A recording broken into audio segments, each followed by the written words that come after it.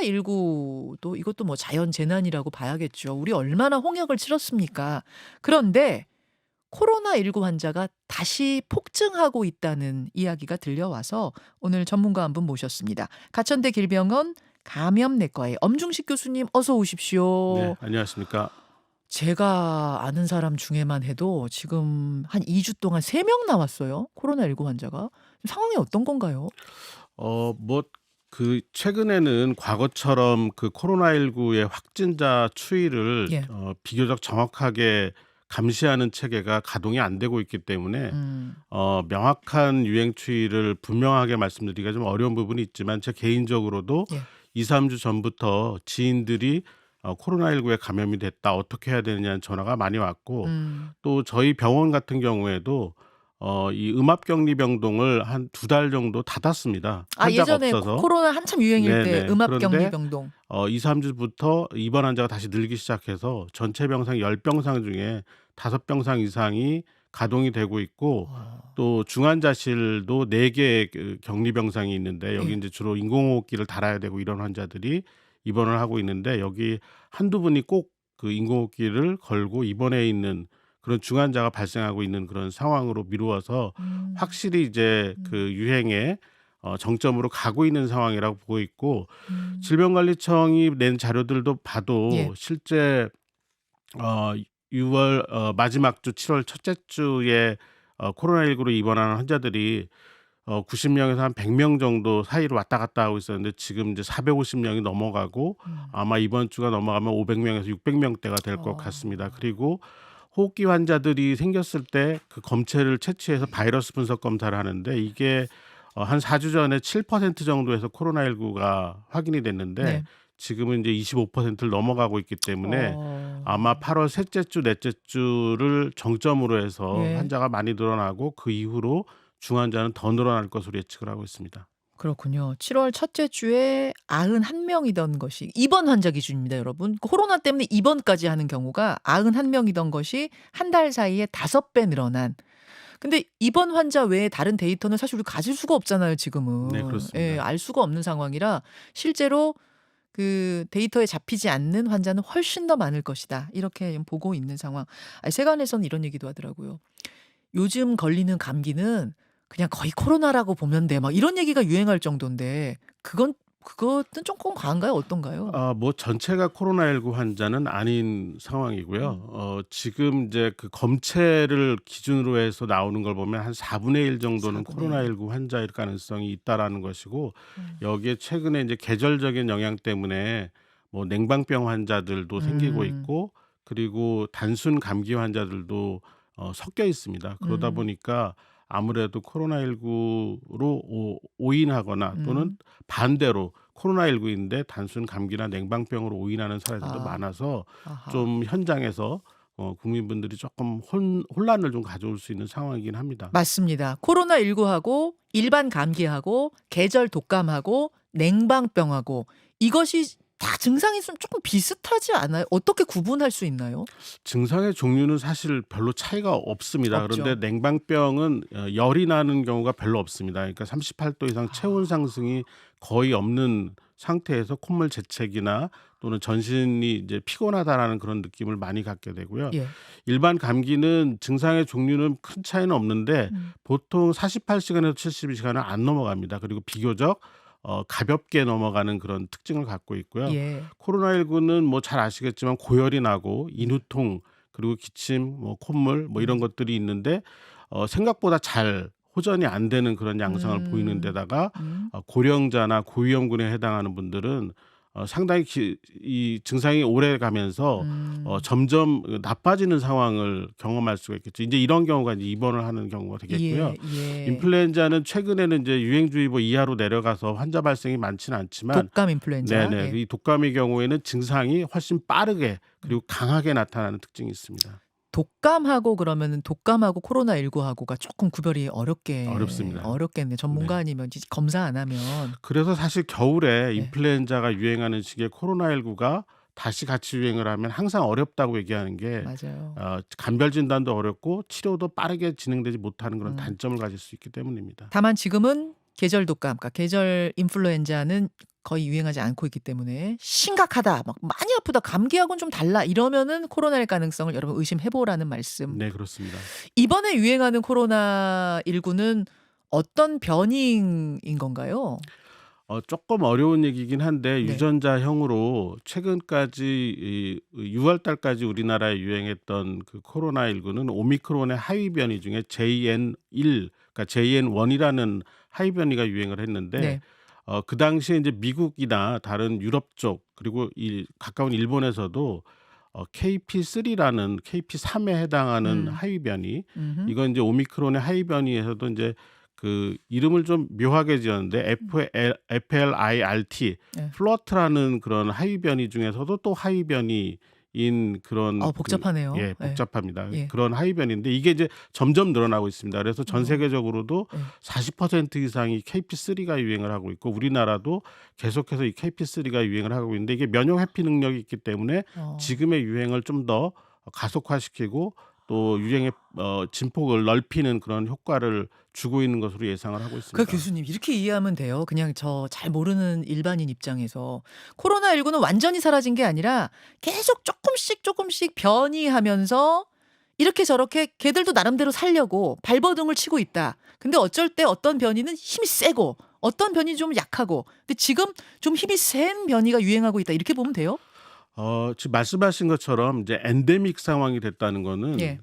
우리가 이제 엔데믹 선언을 했는데 예. 엔데믹 상황이 됐다는 거는 없어졌다라는 의미가 아니라 아니죠. 그냥 우리가 끼고 산다라는 그런 얘기거든요. 끼고 결국 평생 산다. 그런데 그 끼고 사는 과정에서 전체적인 우리나라의 국민들의 면역이 어느 정도 유지될 때는 유행이 사그러들었다가 이게 3-4개월 지나면서 이 전체적인 면역력이 떨어지기 시작하면은 다시 유행이 올라가는 양상에 여기에 이제 변이주가 나오면 이제 유행의 진폭이 왔다 갔다 하면서 주기적으로 변화한다라는 뜻이고요. 예. KP3 같은 경우에는 지금 그 중증도나 치명률에 있어서는 별다른 차이는 없는 것 그게 같습니다. 센 놈은 아니에요? 예, 그리고 전파력도 더 강하지는 않은 것 같은데 어쨌든 새로운 변이가 나타나면 우리나라에서 어떤 양상을 보일지는 조금 더 지켜봐야 되는 상황입니다. 막 증상이 막 세고 막 이런 건 아니라고 하니까 참 다행이긴 하네요. 전파력도 아주 크진 않아요? 네, 조금 그 전파력 지수나 이런 것들을 보면은 예. 외국에 먼저 예. 유행한 나라들을 보면은 예.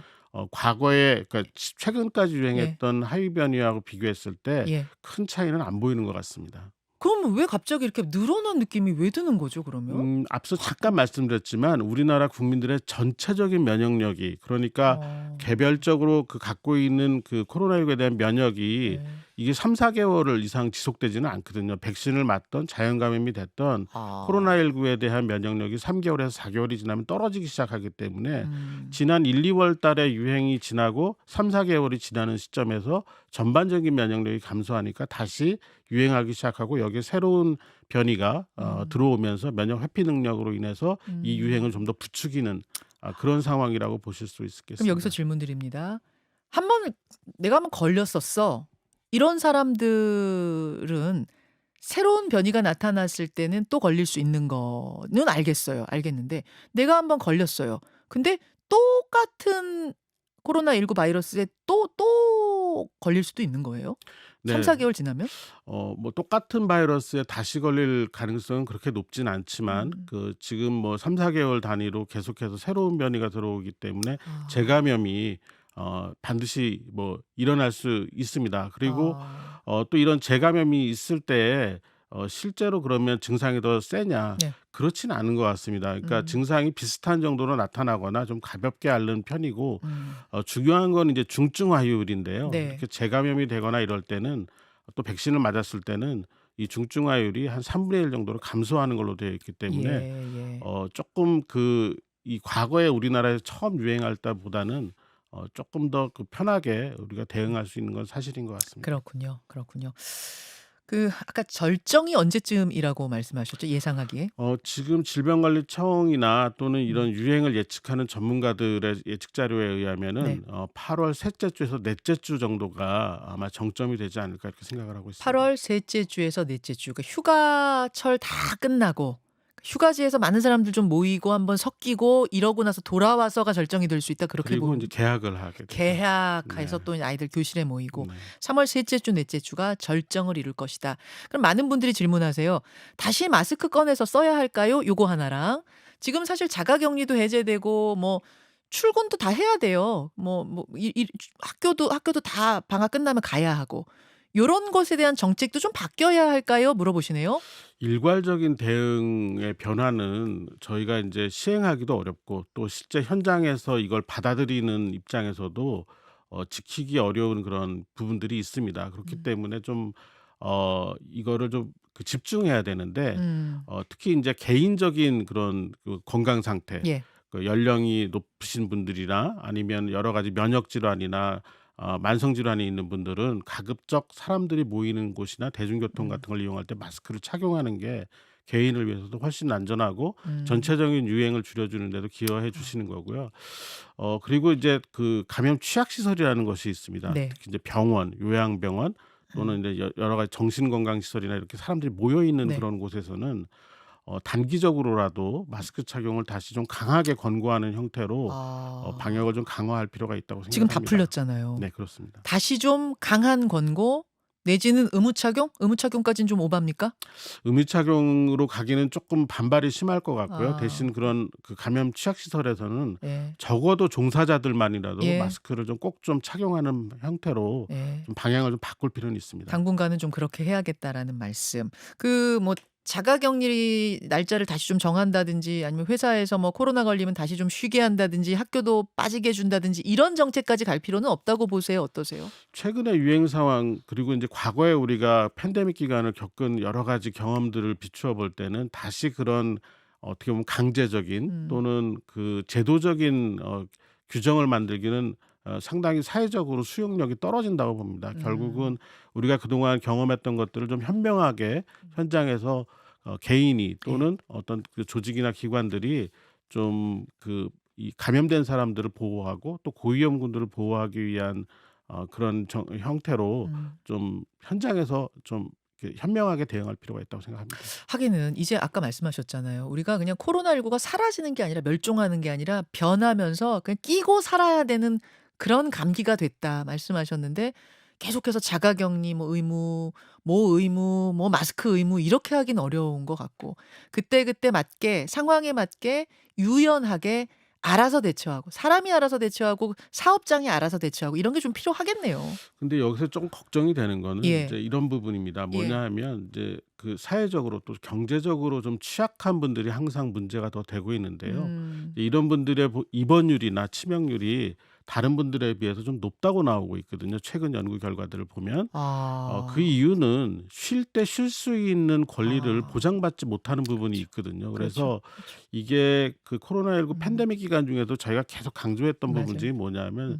사회 문화가 바뀌어야 된다. 음. 그러니까 아프면 쉴 수 있는 문화 그리고 아프면 쉴 수 있는 여건을 음. 마련해 주지 않으면 사실 이런 그 감염병의 유행에 있어서는 음. 항상 그 취약점을 갖고 가는 그런 문제가 되기 때문에 이 부분에 대한 조금 더 진지한 그 음. 접근 그리고 사회적인 해결이 조금 더 빠르게 진행될 필요가 있다고 생각을 합니다. 굉장히 좋은 말씀이네요. 그래서 우리가 그때 의무했던 거잖아요. 그런 것 때문에. 근데 지금 다 의무 이렇게 할 수는 없으니 우리가 스스로 그 기준을 좀 스스로 높일 필요가 있다. 이런 말씀. 병원 상황은 괜찮습니까? 이게 갑자기 폭증하고 이러면은 환자들 지금 받아들일 수 있는 건 특히 상급 종합병원 지금 인력 문제 심각한데 괜찮아요? 이게 참 그 제가 말씀을 드리기가 좀 복잡한 심정이 드는데요. 네. 이게 워낙 그 지금 최근 의대 정원 증원과 관련된 의료계의 그 현장의 어려움이나 파행이 음. 어떻게 보느냐에 따라서 워낙 시각의 차이가 극명해서 참 어떻게 얘기 드릴지 참 조심스러운데 음. 어찌 됐건 지금 상당히 어렵습니다. 그러니까 예. 지금 정도의 유행 상황이라면 코로나19 환자가 중환자들이 들어오는 거를 그래도 그냥 버티면서 막아내겠는데 여기서 조금 더 진폭이 커지거나 음. 아니면 우리가 예상했던 것보다 훨씬 더 많은 중환자가 발생하는 시기가 되면은 네. 제대로 된 대응을 하기는 어렵다고 보고 있습니다. 굉장히 지금 솔직한 말씀해 주셨네요. 좀 전공의 없이 굴러는 잘 가요? 어 뭐 버티고 있다는 표현, 예, 그냥 버티고 있다는 표현이 오히려 정확할 것 같고, 아.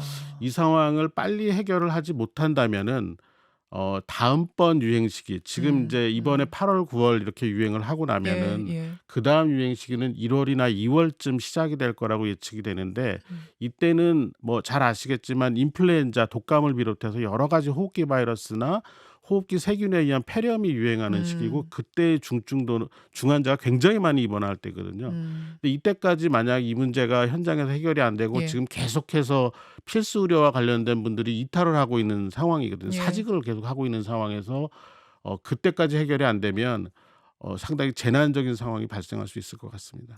굉장히 심각한 상황이라는 것도 현장에 있는 분의 목소리 오늘 들었습니다. 코로나19 지금 어디까지 왔는가? 가천대 길병원 엄중식 교수님 고맙습니다. 감사합니다. 김현정의 뉴스쇼는 시청자 여러분의 참여를 기다립니다. 구독과 좋아요, 댓글 잊지 않으셨죠? 알림 설정을 해두시면 평일 아침 7시 10분 실시간 라이브도 참여하실 수 있습니다.